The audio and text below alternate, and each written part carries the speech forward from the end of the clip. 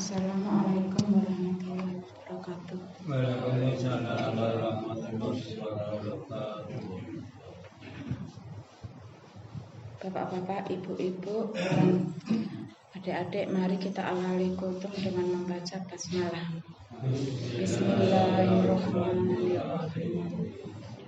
Alhamdulillahi wa kafa, wassalatu wassalamu ala rasulihil mustafa wa ala alihi wa sahbihi wa man ihtada amma ba'du. Alhamdulillah, selalu kita bersyukur kepada Allah. Kemudian bentuk kecintaan kita kepada Rasulullah, kita bersolawat dengan mengucap Allahumma sholli ala Muhammad wa ala ali Muhammad. Bapak-bapak, ibu-ibu, jamaah sholat subuh yang dirahmati Allah.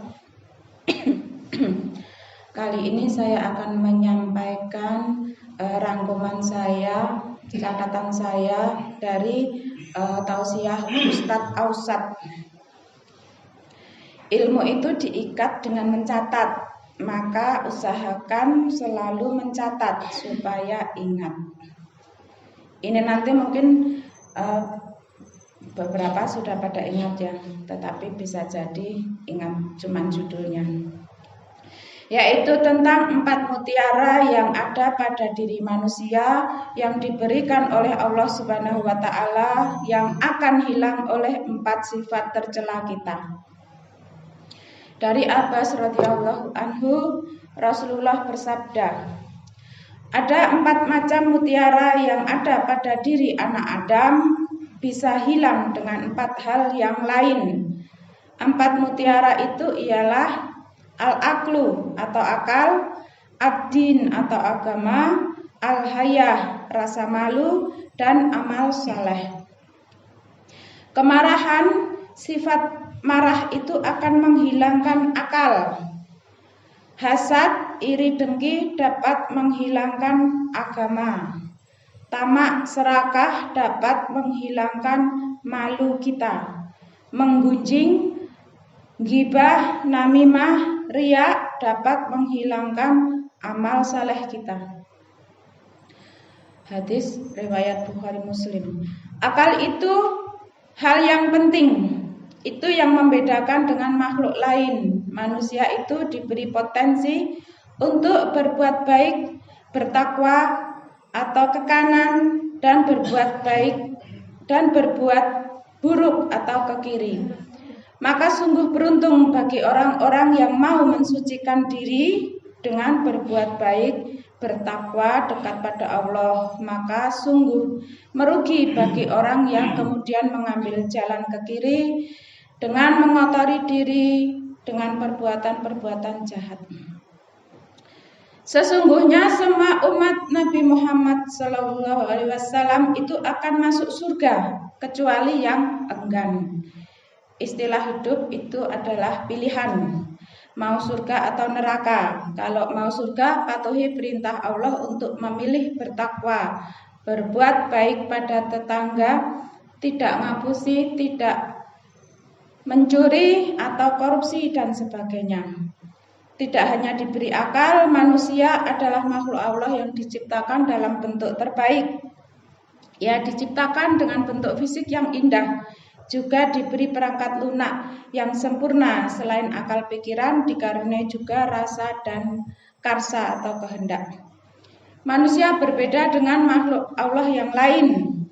Malaikat diciptakan tanpa diberi syahwat, sehingga malaikat itu taat dan hanya taat ya, karena tidak diberi nafsu.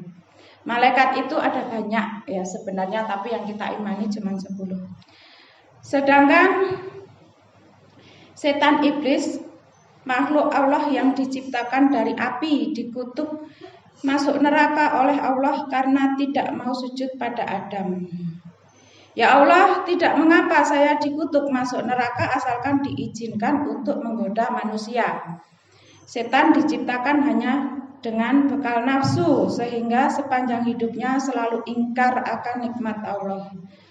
Karena itu maka banyak manusia yang tergoda menjadi seperti setan. Itu karena terpedaya setan. Kalau hewan dibekali syahwat sehingga hidupnya hanya mengikuti naluri, keinginan, kebutuhan badan, makan, minum, berhubungan badan, dan segala keinginan yang bersifat jasmani. Akal manusia itu menjadi penting. Yang ini bisa hilang karena marah, bisa hilang sementara atau hilangnya lama. Itulah kenapa kok orang gila disebut hilang akal. Hilang sementara misalnya membanting HP, atau kalau kita lihat berita marah itu sampai menganiaya orang lain, menganiaya anak sendiri. Itu hanya hilang sementara ya, sampai berakibat separah itu. Kalau hilangnya lama harus dibawa ke puri nirmala atau pakem biar kembali akalnya, biar bisa dikembalikan.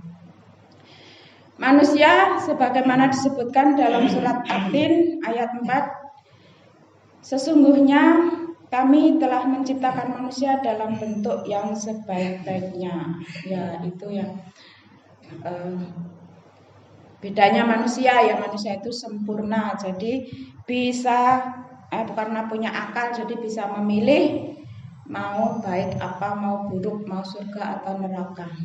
Nah, sekian, semoga ini bermanfaat. Ada salahnya saya mohon maaf. Kita akhiri dengan membaca hamdalah. Alhamdulillahirabbil alamin. Wassalamualaikum warahmatullahi wabarakatuh.